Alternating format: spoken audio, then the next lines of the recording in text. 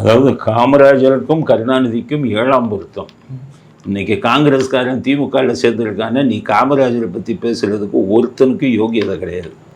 காமராஜரை கருணாநிதி இன்சல்ட் பண்ண மாதிரி, அவமானப்படுத்தின மாதிரி வேறு எந்த தலைவரும் பண்ணலை. எல்லாருமே எம்ஜிஆர் கூட காமராஜ் யூனிவர்சிட்டின்னு பேர் வச்சார். நீ கருணாநிதியோட போய் என்னைக்கு சேர்ந்தியோ அன்னைக்கு ஒருத்தனும் நான் சொல்கிறேன், இந்த செல்வ பெருந்தகை, இந்த வேலுச்சாமி எல்லாம் வாயை திறக்காதுங்க. உங்களுக்கெல்லாம் அடிப்படை தகுதியே இல்லை. திமுகவோட சேரும்போது என்றைக்கு வாயை மூடிட்டு உக்காந்துருந்தீங்களோ, நீங்கள்லாம் என்ன காமராஜரை பற்றி பேசுகிறது?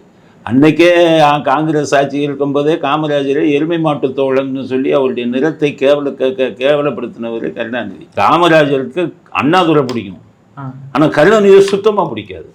ஏன்னு கேட்டிங்கன்னா, அவர் துள்ளு முள்ளு பண்ணுவார், எல்லா அயோக்கியத்தனமும் பண்ணுவார். அதனால் அவர் கருணாநிதியை கண்டாலே பிடிக்காது.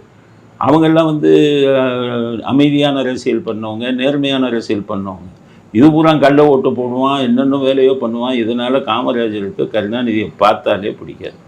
என்ன சுற்றுறாங்க பாருங்கள். காமராஜர் சாகும்போது கருணாநிதி கையை பிடிச்சி சொன்னாராம், என்னென்னா நாட்டையே காப்பாற்று, பாவிங்களா நீ